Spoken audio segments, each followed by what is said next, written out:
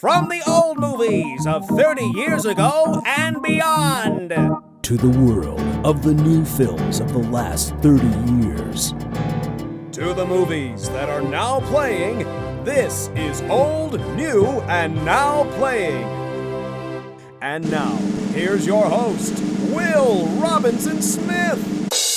Hello and welcome to Old, New, and Now Playing, your time machine through the world of movies. And I know we're in another new set, but don't worry, things aren't changing that radically. I'm just actually on the road right now. I'm down in Los Angeles, and we're talking about, of course, as the title implies, Doctor Strange. And, you know, this is the new movie, of course, starring Benedict Cumberbatch, and I thought, could do a traditional video of, me doing a non-spoiler version of this, but since I was able to be on the road this weekend, I was actually running a half marathon Avengers themed, I thought we'd change things up a little bit. So we're going to delve heavily into spoilers, and that's because I'm not doing this by myself. I'm actually joined by a very special guest. You'll recognize his voice as the intro guy at the beginning of all my videos. He actually also composed the theme music for these videos. So, ladies and gentlemen, I'm happy to be joined for the first time in a review by my brother, the very talented Isaac Robinson Smith. Isaac, thanks so much for joining me. This is really cool. Yeah, I'm glad to be here in my own house in Burbank. So yeah, this is my brother's home. Like I said, not my normal set. We'll be back there very soon, so don't worry about all of that. So let's get right into the discussion. Doctor Strange. We didn't obviously see it together because you live here in Burbank. Yes. I'm living in Alabama. But we seem to have a sync with movies. We seem to see them at the same time, roughly. Pretty much, yeah. So we were able to talk over the phone about our general thoughts, but I thought, since I was here in town, it'd be fun to do this review together, so let's get right into it. Start with overall impressions of the movie. What'd you think? I really appreciated it for the origin side of it, because I think that's kind of not necessarily been lost in some of the Marvel movies lately, but I really appreciated the fact that they went back and really told his story from the very beginning. Like, I didn't know why he was called Doctor Strange, honestly. I thought it was just, this is a cool name we're going to give this character, because it's strange and it's weird, and he may have gotten this title from doing some cosmic thing, but I had no idea he was actually a doctor, and I had no idea he was that brilliant of a surgeon. Well, and they had that great line in the trailer, the Mr. Doctor bit with him and Mads Mikkelsen. Yeah. You'll die protecting this world, Mr. Doctor. Mr. Doctor. It's strange. Maybe. Who am I to judge? Yeah, I like that part, yeah. And also it really helped establish the relationship with him and Rachel McAdams' character in the movie, and the love interest in that whole thing. And just, I think seeing a character from the beginning to the devastation and then to the rebirth of the hero is really cool for me. That's why one of the reasons I love Spider-Man so much is because you see like the wallflower into the devastation of the uncle being killed, into the rebirth of the character to do the things that he needs to do. So I really liked that arc overall, so that's why. Well, and I think that's a good point, because, at this point in the Marvel Cinematic Universe, we really stopped, especially in the solo films, we've stopped seeing, pure origin stories, and especially movies in which the character really stands on their own. I mean, they have that one line where there's a nod to, the Avengers protecting the physical world and the Sorcerers protecting the spiritual world. Yeah. But we really, until like the end credit scenes, we didn't see any overt cameos to the Avengers or the other pieces of the cinematic universe. Right. So it was nice to take a step back and just let this film sort of breathe on its own. I thought that was cool. Yeah. It's like we were able to be like, okay, here's the universe that we've created, but here we're going to just focus on one, but we're going to I just thought that bringing it back and then linking it in, like you said, was really nice. A nice, refreshing kind of thing. Kind of felt like Iron Man almost, because it was like this one character we didn't really know about the other universe. Now that we know about the other universe, it's kind of nice to focus on just one entity. Well, and Doctor Strange, as a character, is a lot like, Tony Stark. I mean, very egocentric, kind of well, we don't know if he's actually a billionaire, but I'm sure he has a lot of money. Very wealthy, at least at the beginning of the film. Did you see the grand piano in his apartment? Did you see the view in his apartment? Yeah, if you can have a wall of just glass windows, you're doing good for yourself. Yep. So let's jump into the positives, because there's for me there was a lot to love about this film, and I'll get things started. I thought one of my biggest takeaways from this film was the visual effects. Yes. I mean, I just was trying to imagine Scott Derrickson, the director, figuring out how to make these certain components work together, because you have, reality warping at the same time as introducing a lot of CG elements, but it's done in a very seamless way. And what did you think about the visual elements of the film? Really amazing. Like, the blend between the CG world and the real world was really nice. I know that a lot of people, especially friends that I've seen and just people online, have said, it's like Marvel's version of Inception, like, no, that's not true. I mean, yes, buildings are folding in on themselves and things are moving apart, but that's just one piece of it. I feel like the way that they jumped into I forget the name of the dark world that they go to toward the end. The spiritual world. Yeah. I think it's got the dark dimension, dark realm. I'll put a caption right here because I know we're saying it wrong. So yeah, right. The correct version is right here. So don't judge us in the comments. But anyway, yeah, whatever that is, I think that was one of my favorite parts of the movie. Actually, was just the repeat of the moment at the end. When he gets Dormammu in the time loop. Yeah. That didn't feel. I mean, I know it was a visual effect, and I know he wasn't actually there, but that didn't feel fake. None of it felt phony to me. Even the stuff with the cape flying around and that whole element was really neat to watch, and I feel like it interacted with the real world really well.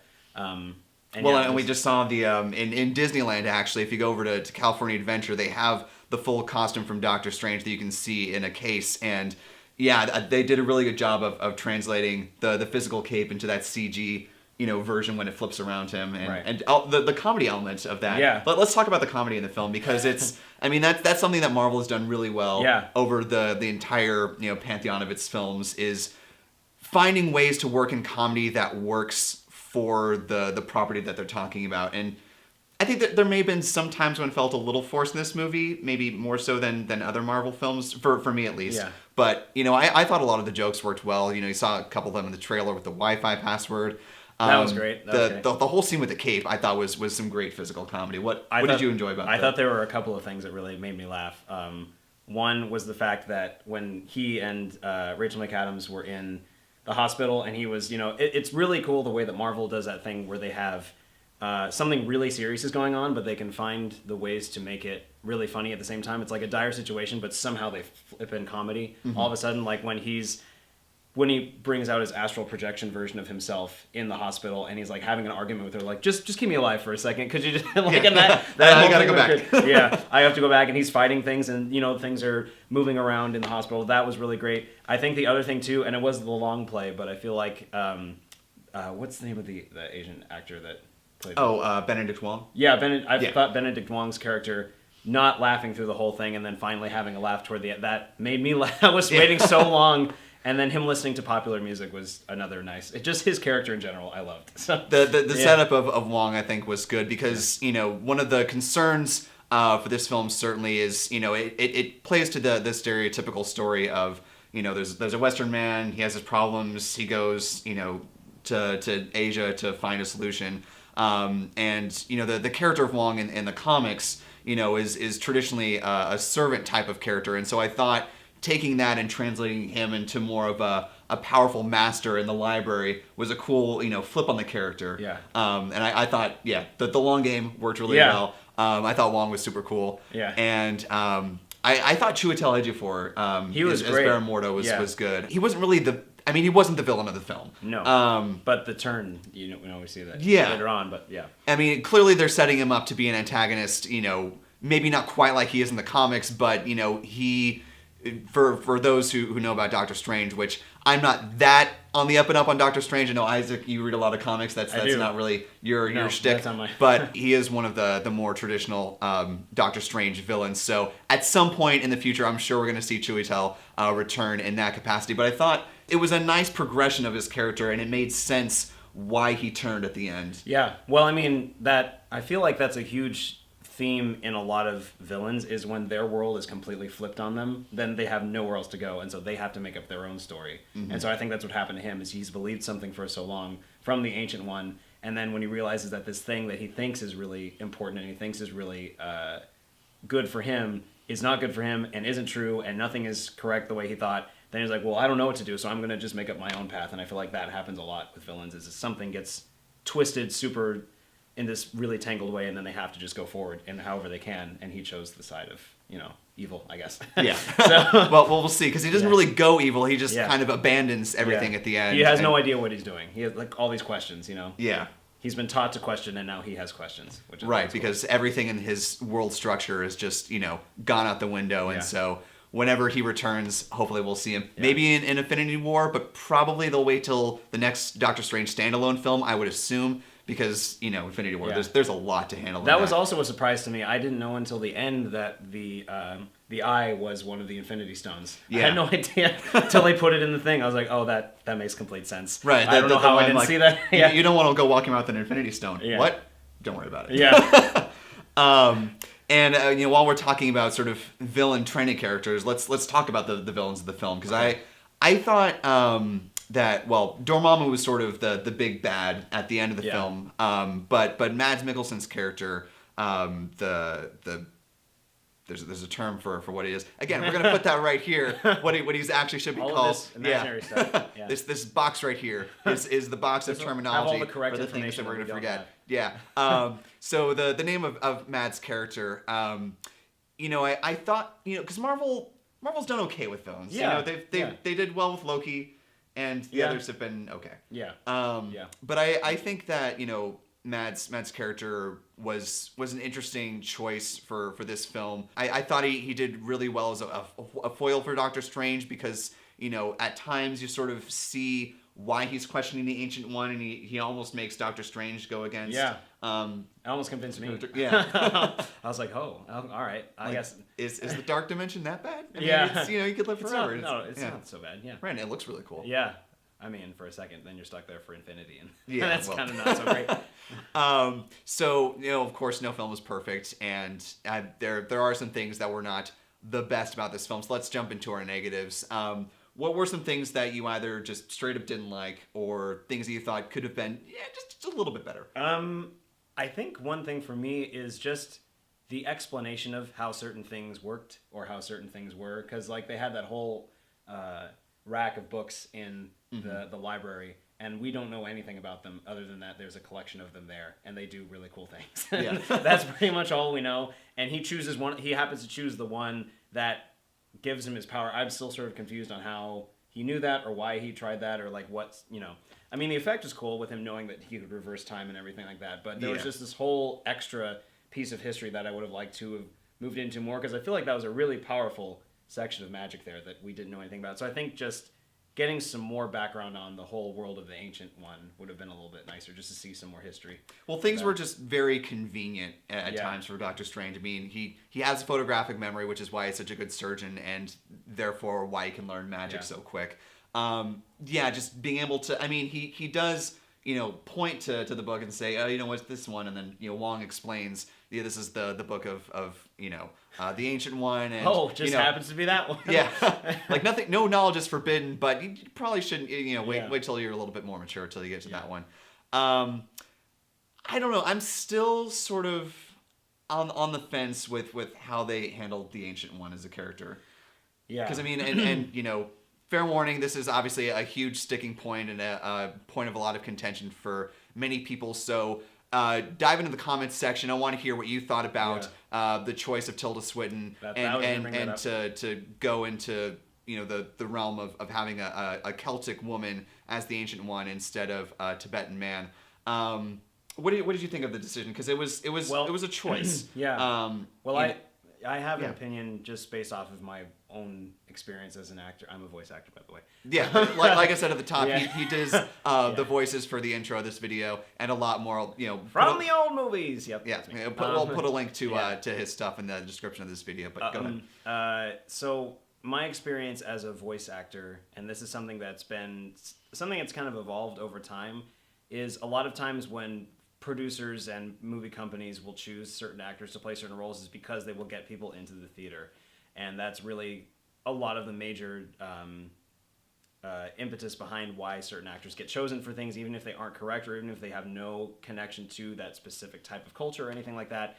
You know who Tilda Swinton is because of her past work, but you're not going to know some random, person that may be chosen for that role. And so I think that maybe a piece of why she was chosen is because it creates just this super strong cast member after cast member after cast member. Benedict Cumberbatch, Chiwetel Ejiofor, Tilda Swinton, Benedict Wong. It's just the nice rock solid. But if you put someone unknown in there, you're going to kind of question the movie a little bit, even subconsciously. I mean, that happens a lot. I'm going to deviate a little bit into animated films, but when you see an animated film, for example, Trolls is coming out, which I'm sure is going to be fantastic with Justin Timberlake and Oh, who else is in that? In the box. Yeah. Anna Kendrick. Yeah. Anna Kendrick. Those are two phenomenal actors, and they're probably phenomenal voice actors, but when you get people that are just voice acting, you're not going to really recognize those names, so you won't go to the theater necessarily because you're not sure who's in it. And they're just going on based off of a following that they could have gotten. Well, I think that really helps sell more to the parents, because Yeah. they're the ones that are paying for their kids to go Right. see this movie. And so, they want to be entertained as much as they want their kids to enjoy the film. So Yeah. when you put those marquee names up top, if the property itself isn't going to sell you, hopefully that little extra nugget will push it over the edge Right. for some parents to get, their kids and the parents in the seats. But bringing it back to the Ancient One, I thought Tilda Swinton, if you get past the changing of the character, I thought her in the role, she did a fine job. She wasn't necessarily my favorite part of the film. She did a good job in facilitating Doctor Strange's journey into the world of magic, and in her introductory scene, where they have that moment when Doctor Strange walks in and he turns to the man who he thinks is the Ancient One, while he's being served by Tilda Swinton, and he assumes that that's who it is. I think that was the movie's moment of saying, yeah, just consciously we're turning this character on its head and we're moving past it. Yeah, they don't want to draw attention to it, which I think is smart. You just don't, I mean, as soon as you made the decision, you just got to own it, which, Scott Derrickson has done and the film has as well. So, I commend them on that. Is the decision that, obviously, we're sort of armchair, coaching a film, when we do a review on it. So, decisions we would make, obviously, Marvel put consideration into, how they made this choice. And so, be that as it may, again, put your comments in the comments section. Love to hear what you guys think about the decision. But below, everything's down there. The world that is outside this box is down below. The impossibilities are endless below this video. Yes. And so I think this would be a good time to sort of wrap up with not quite final thoughts, but before we get to that, let's talk about sort of this film's place in the Marvel Cinematic Universe, because we've sort of tapped into magic a little bit with the Thor world and getting into Asgard, but now that we have full-on magic, and it's not what you call magic is what we call science kind of thing. Yeah. How do you think that's going to play into Marvel's cinematic universe, especially now that we're just about to get into the Infinity War? You kind of mentioned it. I'm really excited because we've pretty much hit, like you said, every single physical aspect of how things can be manipulated on this planet and beyond.